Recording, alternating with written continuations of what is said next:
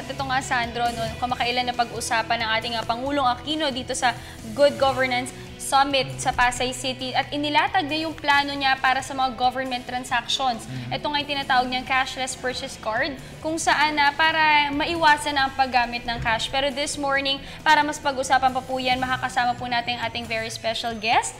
Isa po siyang IT expert and Chief Operating Officer ng InfoChat. Let us all welcome Mr. Jerry Liao. Good morning! Good morning, sir. At welcome back, syempre. Thank you. Oo naman. Favorite natin yan dito sa Good Morning Boss. Pero sir, syempre IT expert kayo. Ito po, kumbaga, itong cashless purchase card ay medyo technology yan, bago yan dito sa atin. Paano ba gumagana itong cashless na purchase card na ito? Okay. Yung CPC basically it works like a credit card, no? So, ang mangyayari for the pilot run, tatlong departamento lang ang munang bibigyan dito, no? Ito yung DBM, tapos yung PNP, AFP, tsaka yung Department of National Defense. Okay. Sila lang yung munang bibigyan ng card. So, may mga authorized yan na tao na pwedeng gumamit nun. So, every time na bibili sila, ang gagamitin nila yung credit card na yun. So, walang cash, no? Kasi ayon nga sa Pangulo na kapag meron daw pera na nandyan, parang mas nakakatukso, no? Na gumawa ng katiwalian. Even the most honest government employee daw, matutukso pag nakikitang may pera dyan. So, tanggalin mo na yung pera dyan, mag-card na lang tayo. Bukod sa korupsyon, ano pa po bang ibang mareresolbang problema kapag naipatupad na? Kasi alam ko sa phase 1 pa lang ata ang kanilang ginagawa. Pag napatupad na sa lahat ng government agencies? Well, automatically yung transparency nandyan. Ano? Kasi you have to realize na kapag may transaction ka and ginamit mo yung mga ganitong uri ng technology like yung CPC nga, real time pwede mo siya So like for example, today may binili ako, if let's say the president will be given access or whoever yung sa COA for example, pwede mo i-type ka agad yun, makikita ko kung itong department na to today, anong binili nila, ilan, magkano at kanino. So para talagang credit card kung saan kapag nakuha mo na yung list mo, yung ano mo, makikita mo yung Statement mo, billing statement, statement. makikita mo kagad at mas mabilis ma-audit. Yes. Real time, kumbaga, naka-audit nga lahat. Oo, makikita mo kaagad yun. No? So if you want to extend it a little bit further, you can even control, no, kung ano lang yung pwede niyang bilhin, no, sa pamamagitan ng card na Pero kumbaga, hindi per card, gagana. may limit lang ba? Di ba, kunyari, credit card, 100,000 limit. Ito po ba, per agency, nakalimit lang din? Yes, may limit din yan. So, Magkano hindi siya, po kaya yung depende limit sa nila? budget Depende sa niya for budget that particular department. No? So, pag lumagpas siya doon, pwede naman siyang humingi ng dagdag pa. Oo. Pero sir, anong klaseng mga transactions at saan nga ba pwedeng gamitin itong card na ito? Well, initially, ang sabi ng Pangulo, ang papayagan lang muna niya ito sa pilot run nga, yung sa mga medical supplies, airline tickets, meals, no? Tapos yung mga maliliit na mga repairs, pang-repairs. So yun lang muna yung mga transaction na kung saan pwede mo gamitin itong card na to. But as I've said, you can put it into sa sistema nga, pwede mo ilagay doon na ito lang ang pwede mong transaction na gawin. Alam mo sa ibang bansa, ang ginagawa nila, ginagamit nila yung technology to control yung mga kids. No, 'di ba? Ang mga bata bigyan mo ng pera, sabi mo, "Huwag kang kakain o huwag kang bibili ng chips o soft drinks ha." Hindi mo na makontrol 'yun. Pagpunta ng bata, bibili na 'yan. Ginagamit nila yung card, no? So pag enrollment, chine-checkan ng magulang, ano lang yung pagkain na pwede niyang bilhin. So come school time, pag bibili sa yung bata sa kantin, pag swipe may soft drinks ka, wala sa listahan ko, hindi ka pwede. bibentahan. Oo. Pero yan sir, nabanggit nyo nga na kumbaga sa ibang bansa ganun. Saang bansa pa natin to kinuha kumbaga yung technology na to at para natin in-adapt ito sa ating kasi naman to, it's a credit card technology. Okay. No? So I think there's a parang agreement sa buong mundo, no, na gawing cashless nga yung pagbibili, no, electronic means. Primarily to stop yung graft and corruption. So hindi lang naman sa ating bansa nangyayari yan, ano? Pero kayo po bilang IT expert, how do you see this whole system? Para sa inyo ba talagang magandang programang ito o meron din siyang bad side? Well, unang-una siyempre in any system may loophole naman yan, no? Parating may kumbaga weak points, no? So kailangan talaga natin, ang kailangan gawin ng gobyerno ngayon is talagang ipakita na nag-work yung system, no? Yung implementation. Kasi you have to remember, of course, this is made by people, no? So kung gusto ko mandaya, pwede rin ako maghanap ng paraan dayain o Yes, paikutin yung sistema. So that's one. Number two, you have to make the system hack-proof and foolproof. No?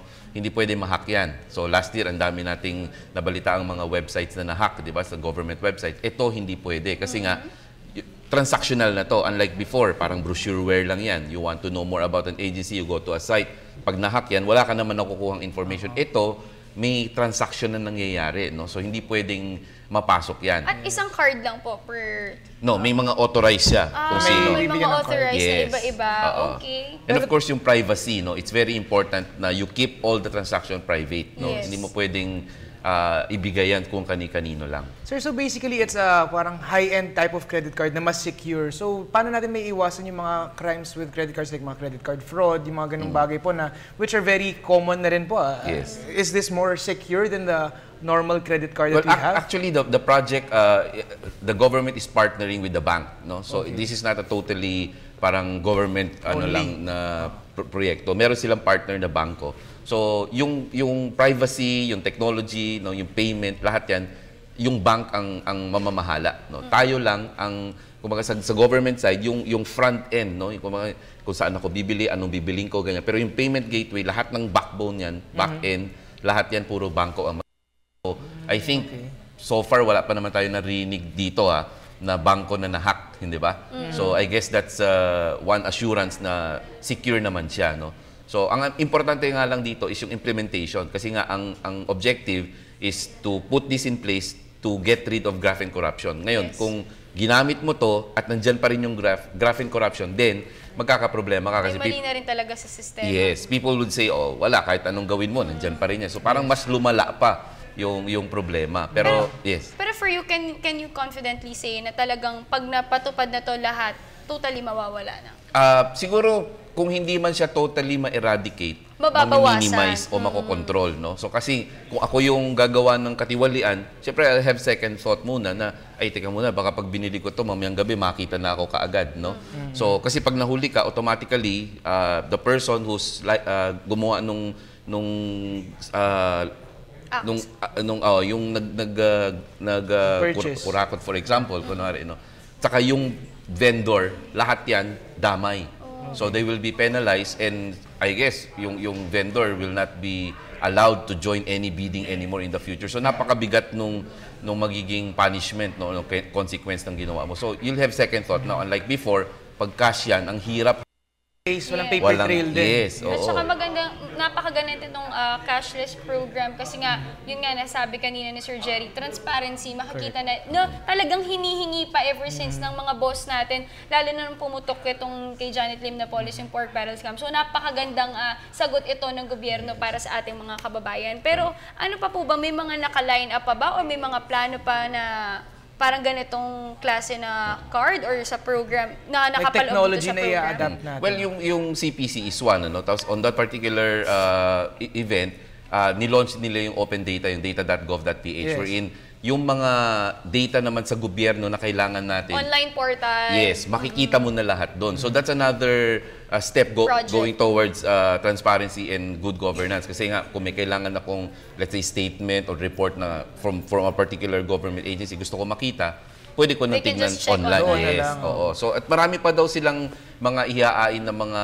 proyekto pa para lalong mapaganda yung itong yung proseso na ginagawa sa ating gobyerno. Yes. Sir, ito, tanong ko lang dun sa cashless na card nga po. Paano pa mangyayari dito? Matutulungan din natin ang ating mga auditors, mga accountants, mas mapapadali ba ang kanilang buhay pagdating sa pag-follow nga ng mga transactions ng mga merong card na ito? Mas madali kasi nga makikita mo kaagad, no? So unlike right time mo pa months or ilang 2 months for example. Pagdating ng bill. Oo, pagdating pa, no? Saka kung ano yung re-report ko sa iyo. Yes. 'Di ba? So pwedeng doon pa lang sa pag-submit ko sa iyo may problema na eh.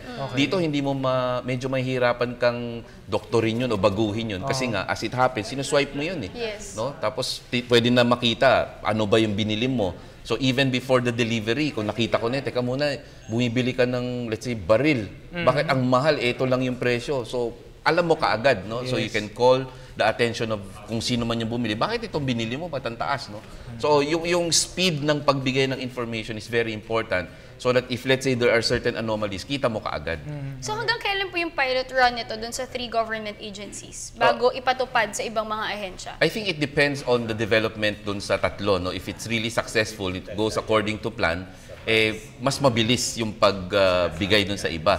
Pero according to the President, before the year ends, sabi niya, yung purchases will be 100% checkless and 80% cashless. So talagang lahat ilalagay niya na dun sa CPC. Yes. Sir, siguro huling mensahe na lang sa ating mga manonood ngayong umaga para kumbaga maintindihan pa nila lalo kung gaano nga kalaking tulong itong bagong programa na ito at bagong technology na ina-adapt ng ating gobyerno. Well, ang kagandahan nga dito, unang-una is this is going to be transparent. No? So lahat po makikita yung transaction as it happens, pwede nating makita. So this is a very big step towards dun sa dati natin nakagawian na cash nga yung ginagamit na pambayad. No? Now, actually, bago pa ito na-implement, marami nang bumabatikos dito. So siguro maganda nga bigyan natin ng pagkakataon muna na patakbuhin ito. No? Yes. So this is not a 100% naman na foolproof talaga, but you have to give it to the government and to the president na merong steps talaga na ginagawa to improve whatever system we had before. No? Kasi without this, doon pa rin tayo sa dati, hindi ba? So at least may pagbabago at sinasabi ko nga na wala naman siguro pa tayo nababalitaan na mga bangko o credit card na na-hack, hindi ba? So, yun nga, pagbili ko, pag-swipe ko, kita ko kaagad kung ano yung binili, magkano, anong binili, ilan, magkano, kanino. So kita mo lahat yan. So since meron ka pang data.gov.ph, yung open data, so makikita mo rin lahat ng mga transaksyon na naganap doon. So it's really open, it's transparent, so anytime anyone who wants to check it, pwede mong puntahan, pwede mong gawin sa website. So this is really a big step, no, towards good governance. Alright, thank you so much for joining us this morning. Thank At ang dami nating natutunan kung paano gamitin, sinong gagamit, hanggang kailan gagamitin. So at least naliwanagan yung mga viewers natin tungkol nga dito sa cashless purchase card program ng government. So maganda kasi transparent, hindi lamang yan, pati yung online portal, di ba? Yes. So, ang dali-dali dahil sa technology ngayon, kayang-kaya mo na makakuha agad ng impormasyong kailangan mo. So, that was Mr. Jerry Liao po, isang IT expert at Chief Operating Officer ng InfoChat. Thank you for your time this Thank you. morning, Sir Thank Jerry. you.